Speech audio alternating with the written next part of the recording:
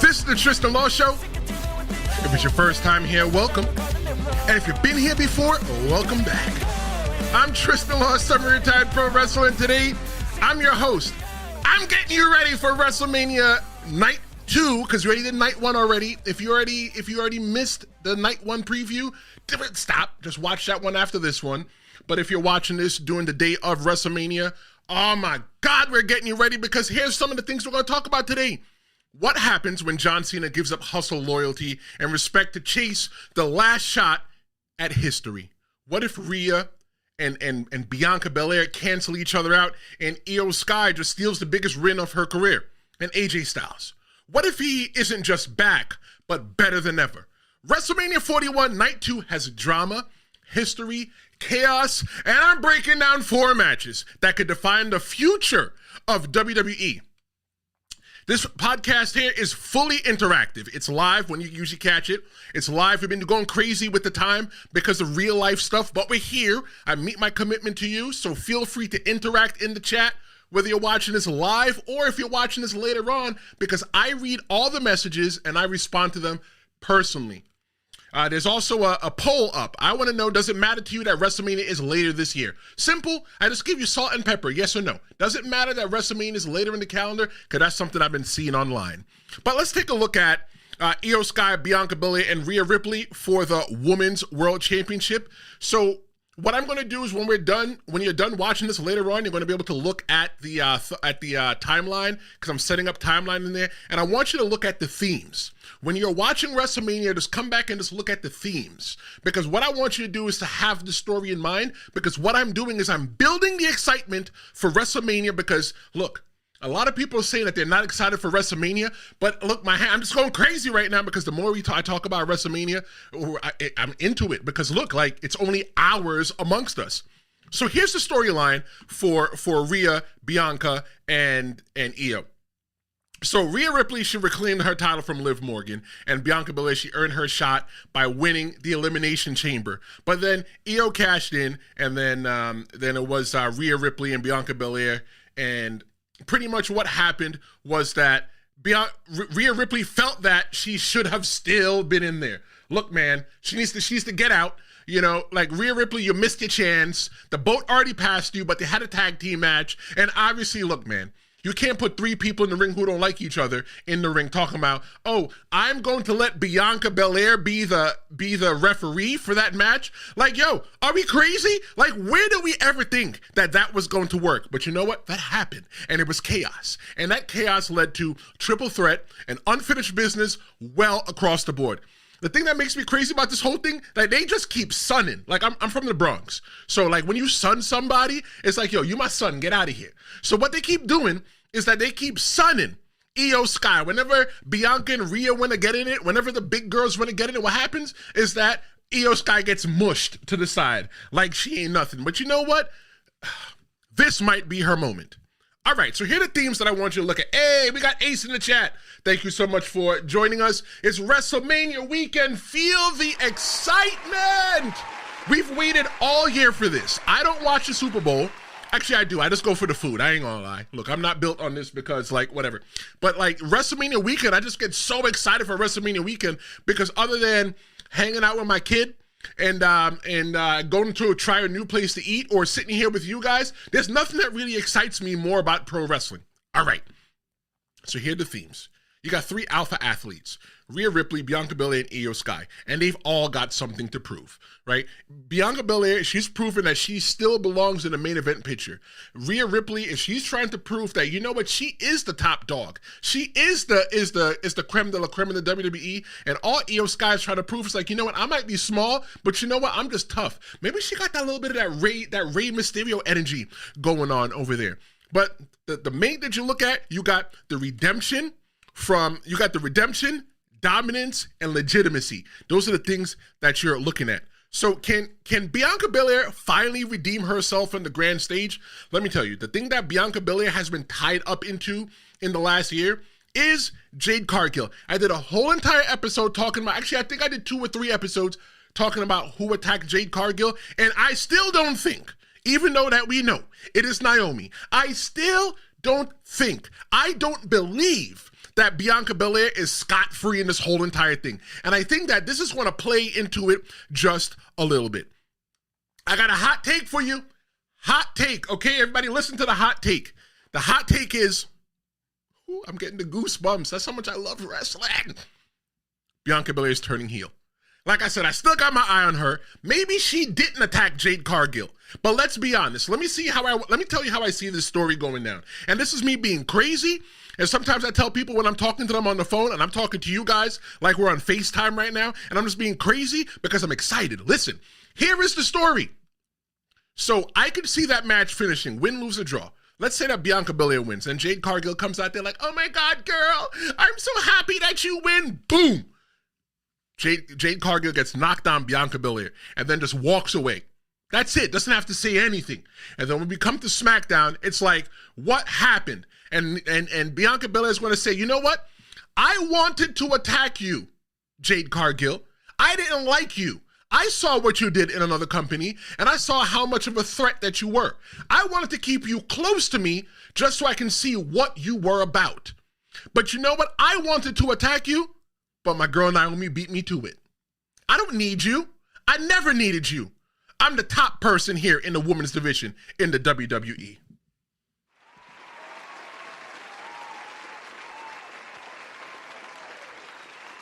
That's the story. That's the story that I see. Everybody sometimes thinks that I'm crazy and the things that don't make sense. But what I'm telling you is that I said this wrong on the last episode, and I'm going to say it right now. WWE is no longer in the business of giving us what is predictable. They want to give us things that, because you've been so conditioned to believe that when you see a sign that says stop, right, that when you get to the end of the street that you're going to have to stop. But what they're doing is that they're pulling the rug from underneath us, and that when we get to the point, it's not happening because they're curving left. Everybody is saying, all the big time wrestlers are saying, oh, nobody saw that John Cena was going to turn heel. I seen it. The reason why I seen it is because I said, you know what if? And when I presented that what if online, people were saying to me, it'll never happen because John Cena, he's a babyface and he's retiring. Let me tell you, the things that we thought that matter, it doesn't matter anymore. The landscape of pro wrestling is changing, and it's all because of the WWE.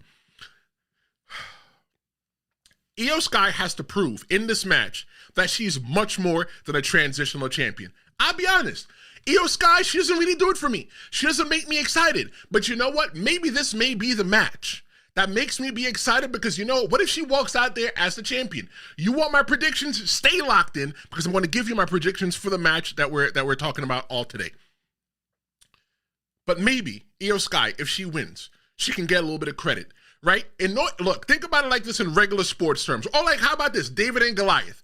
Everybody's seen David and Goliath. Or how about the Lion King? So, you know, Tristan Law, some retired pro wrestler. I'm your host. When I teach people pro wrestling, there's always a story that goes into pro wrestling, right? The shine, heat, the comeback, and finish. That is the cookie cutter story for every pro wrestling story, for every pro wrestling match. Yes and then no. Because once you understand the formula, you can manipulate it to work for your favor, all right? Taught you a little bit of something inside wrestling. And every single story follows shine, heat, comeback, and finish, right? So what happens is that in The Lion King, the movie, you saw Simba as like a punk. But when Simba finally came back and beat the guy that his father couldn't beat, it made Simba seem so much more legitimate. So what if Io Sky, she beats not only Bianca Belair and Rhea Ripley in the ring, it makes her look a little bit more legitimate now. Because what has she been doing? Running around with Damage Control for the last year and a half? Nobody really cares about Damage Control. I know I didn't. I'm glad that they still have a job, but that's something I can see happening. But now Rhea Ripley. Is Rhea Ripley still the most dominant woman in the WWE? Look, some of us have talked about Charlotte Flair. We say that Charlotte Flair, she's head and shoulders above everybody else. But what about Rhea Ripley? Look, Charlotte Flair is only 1 year younger than me, right? Charlotte Flair, if she's not already 39, she's going to be 39 this year, and this year I'll be 40. Big 4-0. That's where I'll be at this year, right? So, like, how much longer can Charlotte Flair wrestle? Maybe Charlotte Flair wants to have a family, right? Maybe that's something that she wants to do.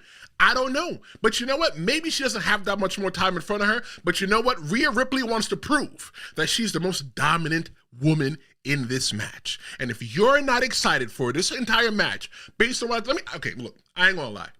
As the kids say, I'm not gonna cap. I'm not gonna cap. I'm not excited about this match. Not gonna lie. But as I talk to you about it, and I go through the whole entire story and all the possibilities, you know what? I'm like, let me push my seat back so I can illustrate this.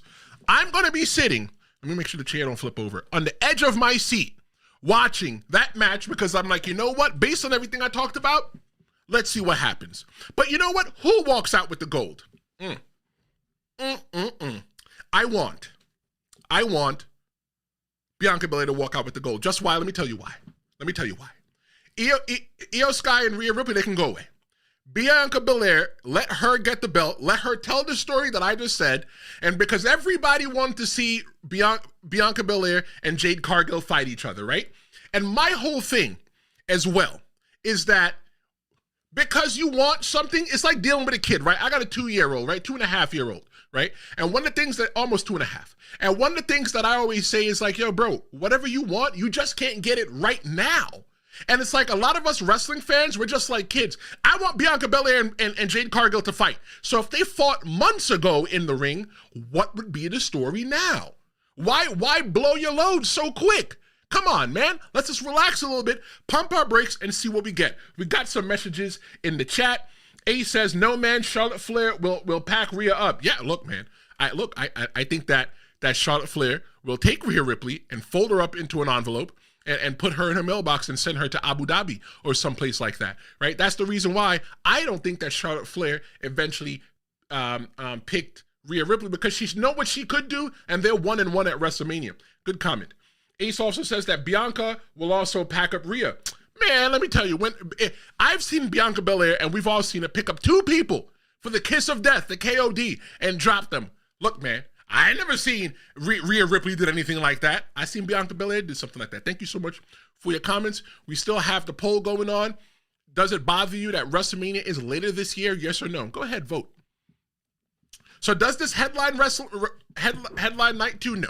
We already know what's headlining night 2. I never thought that this was going to headline night 2. The way I thought that it was going to be was Jey Uso and Gunther headline night 1, and then John Cena and Cody Rhodes headline night 2. And everybody was like, oh, but you know, one of the women should have headline. Yeah, I agree. Maybe they should headline. But you know what? You got to choose your biggest stories. Choose your biggest stories, and that is what should headline WrestleMania. We can't just pick a match because it makes us feel good. Like, okay, when Charlotte Flair, Becky Lynch, and Ronda Rousey main evented WrestleMania 35, 3-5 in MetLife Stadium, that worked, right? Because at the time, that was the biggest story going into WrestleMania. But you know, I think the biggest story right now, look, Seth Rollins, Roman Reigns, and CM Punk wasn't the biggest story. But over the past couple of weeks, once they did the whole entire favor thing that's floating around, they made that match the biggest story. But this is just one little fight. And what we're going to do is we're going to flip the script now. We're going to talk about a grudge match that's gone viral. I think it's going to get very, very real. And the match that I'm talking about is AJ Styles versus Logan Paul. Look, a lot of people might crucify me for talking about this match, saying, oh, well, Logan Paul doesn't belong in pro wrestling. Look, you know what? We are not the ones that sign the checks. We're the ones that fulfill. We're the ones that fill up the bank account so that they can pay those checks. And I think that as a pro wrestler, I think that Logan Paul has proven himself. Logan Paul isn't like a person that came in and done a one-off match and disappeared and we never seen him again. Logan Paul is still there. Logan Paul is over. And in pro wrestling terms, if somebody's over, that means that they're popular or that they've made it, right? So Logan Paul was over in the YouTube spectrum. I did a whole entire episode about, you know, does WWE even care if you hate Logan Paul? Go ahead and watch that after this. Don't go nowhere. And Logan Paul, in my opinion, if I was in the back room, the locker room with Logan Paul, I'm like, yeah, bro, you're over. Because he's come through and he's wrestled a style that he doesn't have to. Logan Paul could come in and wrestle a safe style, collect the paycheck, go home, and that'll be it. But he didn't do that. He's jumping off the top rope and doing all these other crazy things and stuff like that. Like, I don't know. Like, it has to be worth its weight in gold. But looking at the match itself, the storyline build, AJ returns from injury, and him and Logan Paul just meet each other face to face. Logan Paul fires with viral jabs, and then you know what? There's a little podcast appearance gone wrong. If you ask me, I think that this whole match here is just personal. It's personal. It feels personal. Right, you got AJ Styles, a guy that had to claw his way to the WWE. Now he has to deal with the mouth of a guy who just made himself popular on YouTube. AJ Styles was wrestling for WCW in 2001, right before they closed. He could have went to WWE, but he didn't. He went to TNA because his wife wanted to be a teacher or something like that. And then he had to leave TNA and go to Japan, wrestle on the indies just to get to the WWE. And what did Logan Paul have to do? Post a couple videos on YouTube?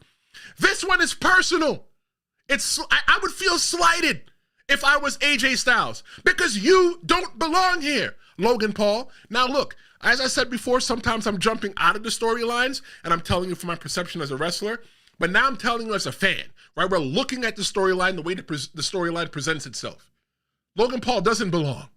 Logan Paul has no right to be in the ring and standing toe-to-toe with somebody like AJ Styles. But I think that those two in the ring, they're going to have a great match. Because what you're going to have, the theme in that match is you're going to get the flash. The story in that match, you're going to get the flash from Logan Paul. Logan Paul is what we would call a couple years ago a spot monkey. Logan Paul is not a wrestler. He's a spot monkey. That's what he is. But you know what? Logan Paul has learned in the WWE way how to put together the spot monkeyism in order to tell a good story. So that means that Logan Paul, he's way ahead of a lot of the people that you see in other companies, including the indies, who just go out there and tell the spots. Because one of the things that I always say when I train new wrestlers is that, look, I'm even telling you guys right now, I could train anybody right now to do a move. I can train to put on a decent headlock. I could train to take a decent bump, and I could teach you how to body slam somebody and how to take a body slam. But when it comes to putting those together, to telling a good story, not everybody can do it. It's like baking a cake. And these are the things that I say when I'm talking to people, when I'm teaching them pro wrestling. Pro wrestling is baking a cake. I gave you the formula in the beginning, and if you're just joining us, it's shine, heat, come back, finish. That is the basic formula to every pro wrestling match. Once you understand how to make the basic pro wrestling match, which I refer to as a sugar cookie, flour, sugar, salt, baking powder, right? All that stuff. Once you figure out how to make the basic cookie, the basic wrestling match, you can now expand upon that. Maybe we'll add chocolate chips. Maybe, you know what, this time we'll add a false finish. Maybe instead of leading with the heat, with the shine, we'll start with the heat because these two people got a little bit of animosity. That's something that could be done in the pro wrestling. You got that fundamentals from AJ Styles. AJ Styles knows how to wrestle. He knows how to wrestle. And AJ Styles has the fundamentals because he's built up his resume. He's wrestled for WCW in the end. Okay, let's not give him that. He wrestled for the WWE. He's wrestled for NWA, not the new version of NWA, but the old version of NWA. And AJ Styles has also wrestled in Japan. So if you ask me, AJ Styles is a much better wrestler than Logan Paul. So that is what you're going to be getting in the match. The Battle of Flash versus Fundamentals. You're going to see ego versus experience. That is what you're going to be getting between Logan Paul and AJ Styles. And if that, look, I'm not going to lie. I said, you know what? I don't want to talk about this match today in the podcast because all the community, the community of the Tristan Law Show don't want to talk about AJ Styles and Logan Paul because we don't care about that. But you know what? When I looked at all the matches from night 2, I said, you know what? This match might be a sleeper. This match could honestly be match of the night. AJ Styles versus Logan Paul. If I am wrong, when I come back on Monday morning and we do the recap of WrestleMania Night 2, I want you to tell me that I'm wrong. It's okay. I'm a big boy. All right. Mama Law raised a big boy, so I can take it on the chin. If you tell me I'm wrong, tell me I'm wrong. Look, people come into my comments all the time and say, you know what, you're wrong, and I disagree with you. You know what? I'm okay, and that's why I love pro wrestling. Because it's an art form. It's like when you go to the Museum of Modern Art. You can stay there and look at a picture. I'm like, that picture's ugly. But if somebody will walk over and be like, you know what, let me show you the beauty in the picture.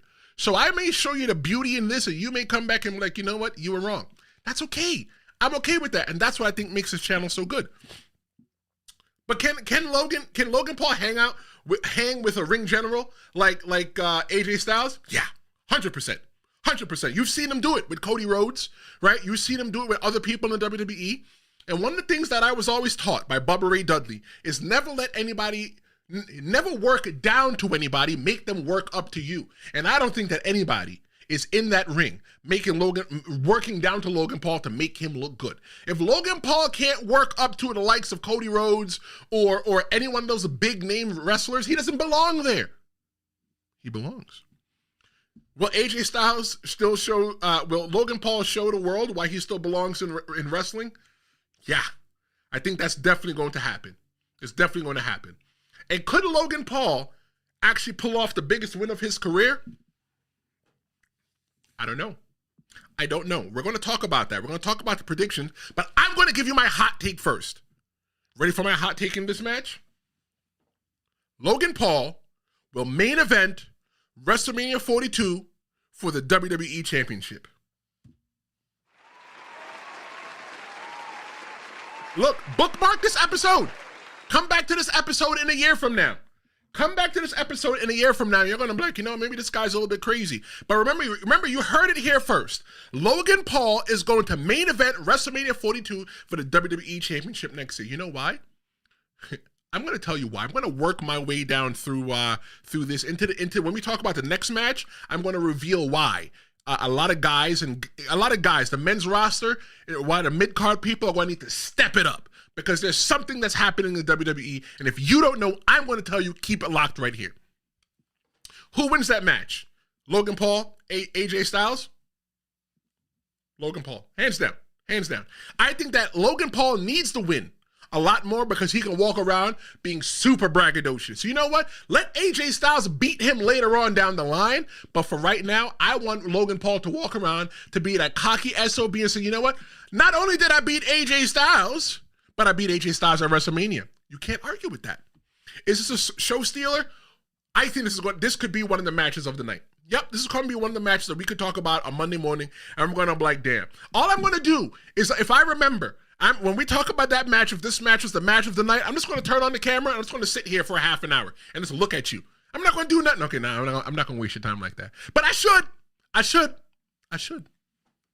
But let's keep the chaos going. We got a fatal four-way Intercontinental Championship match, and one champion is standing in the way of three men looking to settle the score. I'm talking about Big Braun Breaker, the big bad booty daddy uncle,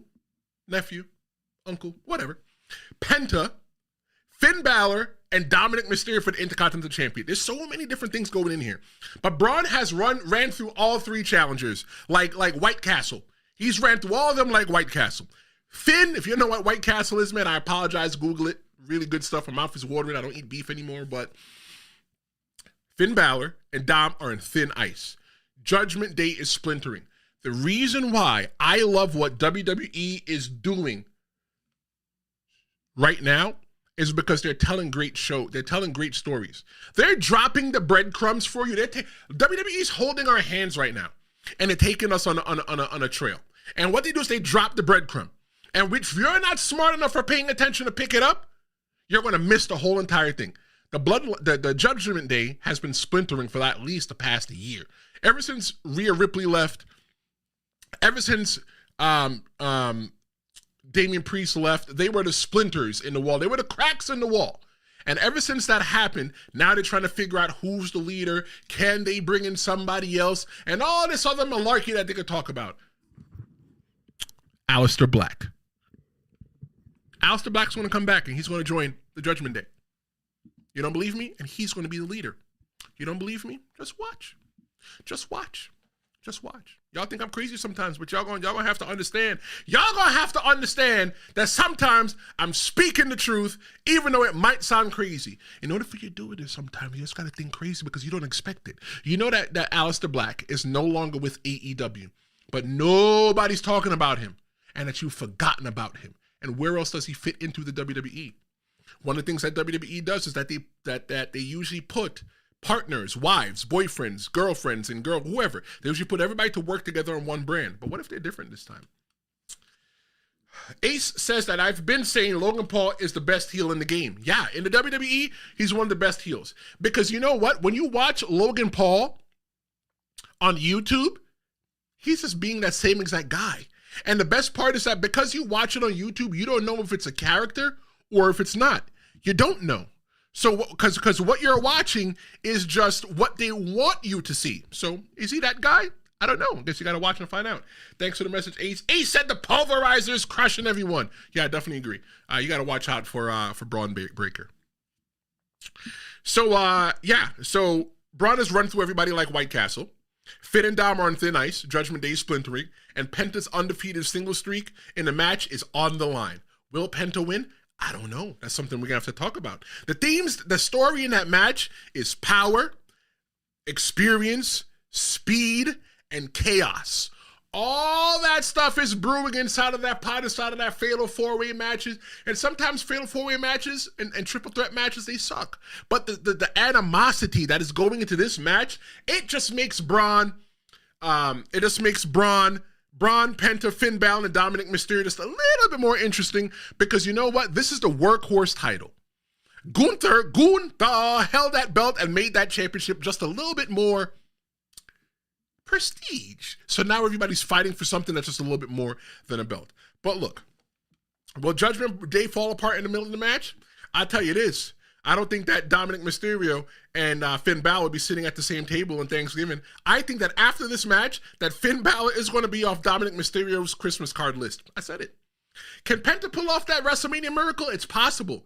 And any given Sunday, the worst team in the NFL can beat the best team. I'm not saying that Penta is the worst, but you know what? He doesn't have that WWE experience. But what if he does? Everybody likes Penta, right? But the best part about this match is that Penta can still keep his undefeated streak intact if he doesn't win because they don't have to pin him. You see how I'm teaching you pro wrestling? I'm teaching you pro wrestling sometimes. And sometimes when you pay attention, I might teach you a little something. They can keep Penta's undefeated streak intact because, yeah, he lost, but you technically didn't pin him. So they can, instead of saying that he's undefeated, they can say, you know what, nobody's pinned him. Now, I was talking about in that last thing about Logan Paul, in that last segment, talking about Logan Paul main eventing WrestleMania 42.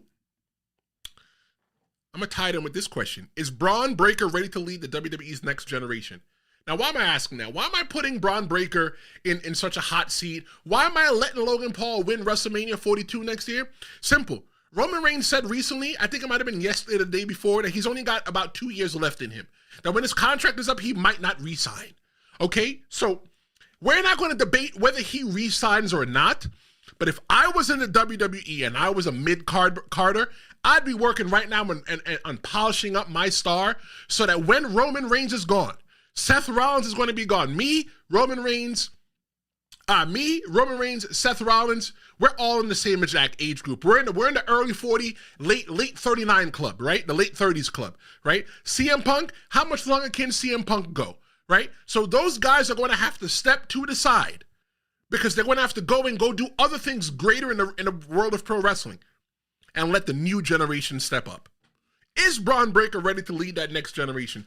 Do you see Braun Breaker as a future WWE champion? Maybe somebody headlining WrestleMania one day? Look, let me know in the comments what you think. I mean, there's just so much going on. So much going on. Who walks out as the IC champ? I say keep it on Braun. Keep it on Braun. Because I don't think that the Judgment Day needs the championship in there to settle a little bit of beef. But, you know, I wouldn't be too upset, too, if Dom Mysterio won that. Wouldn't be. Could this be Braun's WrestleMania moment? This match right here could be the match that defines Braun Breaker. This could be his Shawn Michaels winning the boyhood dream match. At least one of them. Something to take a look at here. All right, we got 3 matches down, but this one isn't just a championship match. This one is a shot at immortality. That one is this one about. Somebody's going to be walking out of Philly. Somebody's going to be walking out of Las Vegas, a legend, and one person is going to be walking out let down. They might need a visit on the therapist couch. And what I'm talking about is the main event between Cody Rhodes and John Cena for the WWE Undisputed Championship. That's the match that everybody wanted me to talk about, right? Everybody said, make sure you talk about this match. Make sure you talk about this match. I'm going to talk about Cody Rhodes and John Cena for the WWE Undisputed Championship. There's so much to pack in here as well, too. But what I wanted to do is I want to remind you that I started a brand new series here on YouTube on this channel. It's called the Pro Wrestling Scorecard. The first episode is live now. What I do is I take some pro wrestlers and I rate them from a score of 1 to 10 in different things like mic skills, in-ring ability. So make sure you check that out once we are done here, because we're almost done. I hear him telling me that, what? I hear him saying, go home, brother. Go home, brother. So we're almost at to go home right now. So between that storyline, right, we all know how it is. That's the most popular storyline in the WWE right now. John Cena shocks the world by winning the Elimination Chamber. He won the Elimination Chamber in a scummy way. The way that he won the Elimination Chamber is that he capitalized on Seth Rollins doing the curb stomp on, who was it, CM Punk, in order for him to win. And then he turned heel. He joined The Rock. He aligned with The Rock and Travis Scott on a brutal ambush on Cody, and Cena said he's done being a role model. It's all about legacy now. Let me tell you something about Travis Scott. I think it's unprofessional as a pro wrestler that they put Travis Scott in there to tee off on Cody Rhodes. The thing for me, that look, we all know that pro wrestling is a work. It's not a shoot. If you want shoot fighting, go watch boxing or UFC. But sometimes in pro wrestling, we might hit each other in the place and we might hurt each other and stuff like that. But I'm never telling anybody, you know what? You don't know how to punch because you're untrained. Just punch me in the face still. That's not happening. Now imagine, this whole entire WrestleMania main event could be a lot different, because what if Travis Scott came in and hurt the cash cow? The cash cow is Cody Rhodes. You have to admit, whether you like Cody Rhodes or not, Cody Rhodes is a cash cow. What if Travis Scott came in there and pushed in Cody Rhodes' eye and Cody can't wrestle? What if he went in there and chipped a tooth and gave Cody Rhodes a concussion and Cody Rhodes can't wrestle? I think that's reckless. And if I was Cody Rhodes, and Cody Rhodes seems like a real nice guy, because he's like, don't worry about it. But let me tell you something. Cody Rhodes was raised by Dusty Rhodes and his brother, Dustin Rhodes, a.k.a. Goldust, a.k.a. it's a former wrestler. I mean, it's a wrestler right now in AEW. Cody Rhodes is not going to brother Travis Scott. He's probably saying, yeah, man, it's all good, brother. Don't worry about it. But I think if the opportunity presents itself, Cody Rhodes is going to knock Travis Scott out.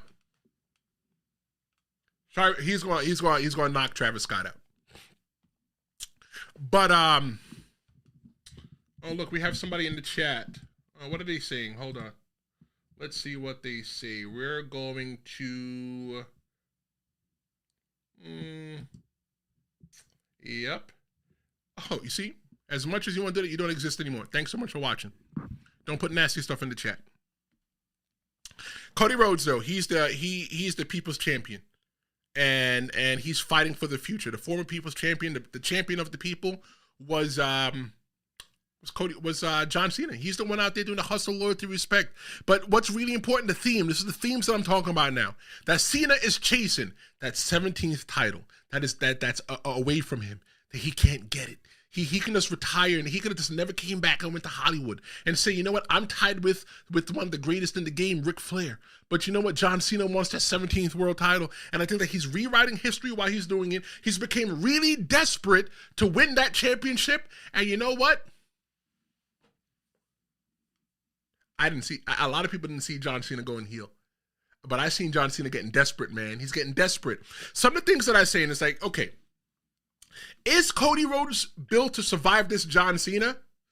I don't know. I don't think that this John Cena, this dark John Cena, is Roman Reigns. Look, even The Rock just feels a little bit more dangerous to me in this new incarnation, who he is.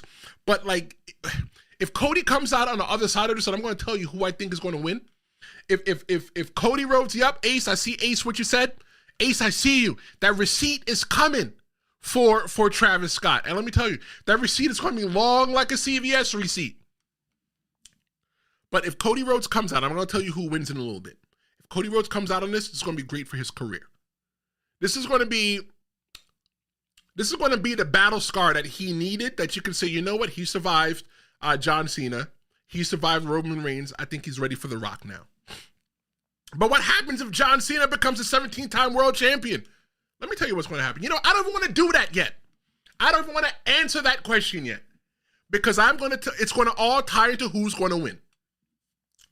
Will The Rock interfere again? I don't know. Where has The Rock been?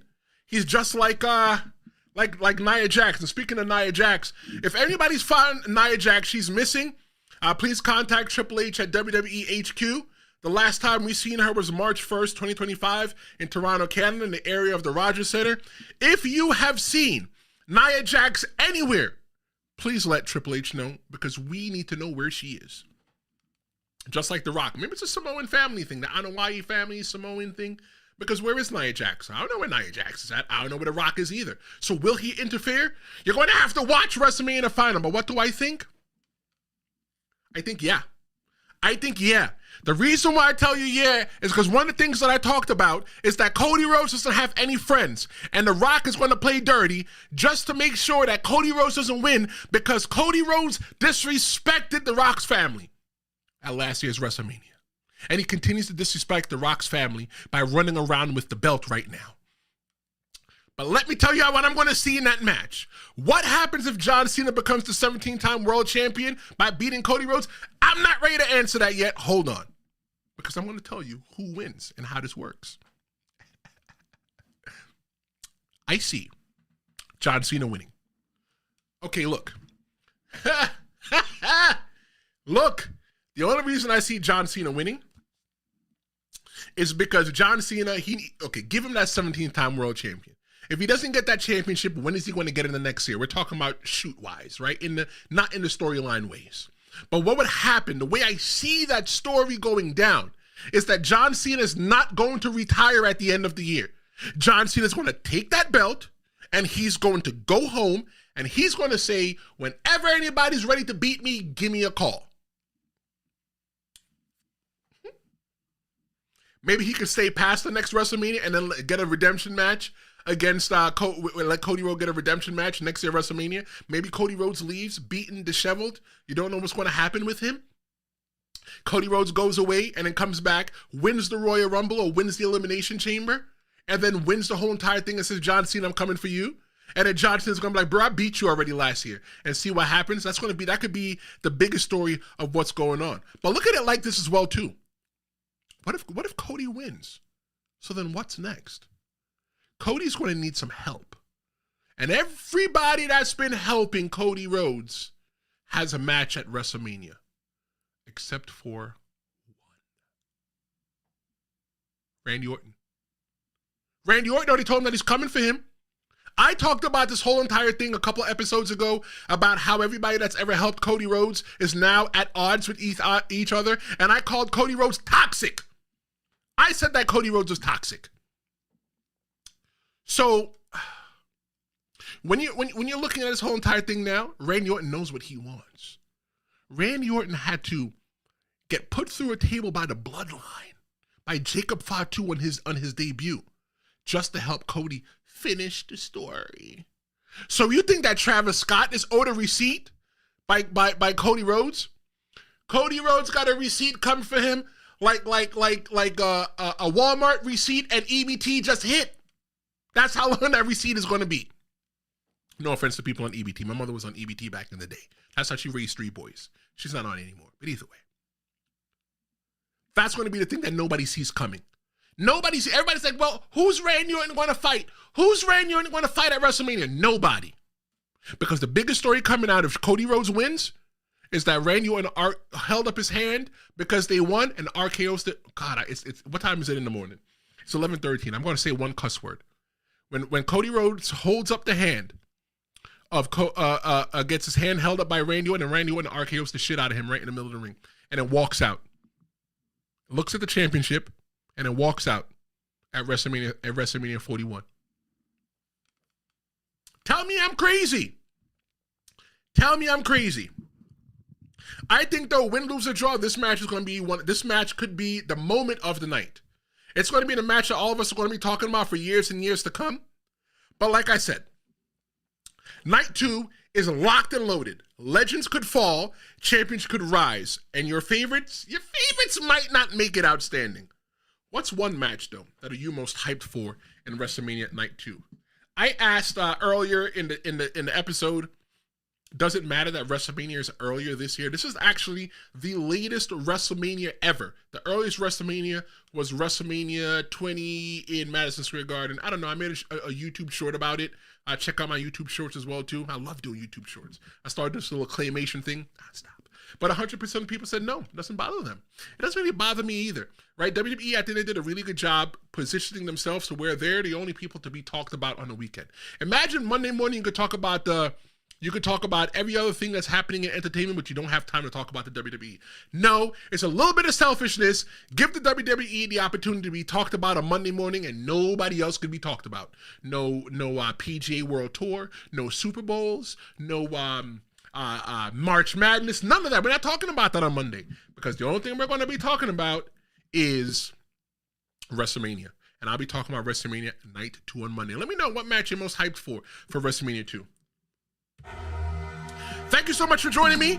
My name is Tristan Law, and this is the Tristan Law Show. Be sure to like, share, and subscribe. Like I said before, God, I meant to give you this message before. Hold on, my bad, bruh. My bad, bruh, and bruh, and sis. I meant to tell you, I said this at the end of last episode.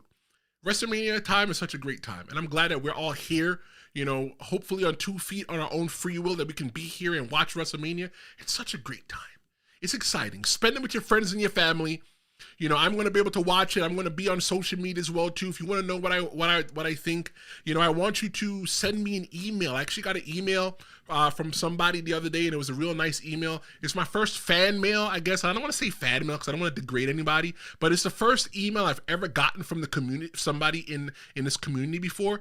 And I appreciate your emails. I won't click any links, but if you ever want to send me an email, it's tristanlawshowmedia@gmail.com. That's what I think it is, tristanlawshowmedia@gmail.com. If not, you can find it in the about section of the YouTube channel. Send me an email. Let me know what you think sometimes. Let me know if the show sucked. Let me know if the show was good. Let me know what you want to see. That one person, so that I don't want to shout him out. You know what? Fine. I think it was Ace. I gotta check the email. It might have been Ace.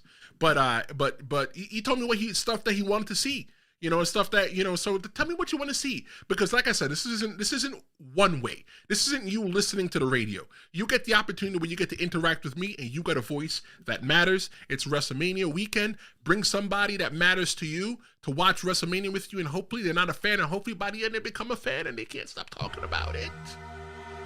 Thanks so much for joining me. I'm Tristan, and this is the Tristan Law Show. If you like what I did today, be sure to like, share, and subscribe. I'll be back on Sunday morning for the WrestleMania Night 1 recap. I'll be back on Monday morning for the WrestleMania Night 2 recap. I'll be back on Tuesday morning for the Raw after WrestleMania recap. And then there's just so much more coming in. But enjoy what we're doing this weekend. It's a proud time to be a wrestling fan. And don't let anybody tell you that it's fake. Enjoy it. I'm Tristan Law, the Tristan Law Show. I'll see you next time. Flashing red lights, driving at night, windowless ride, feeling alive, nothing in sight, forever in flight, follow those lines, we'll make it this time, blurry street lights.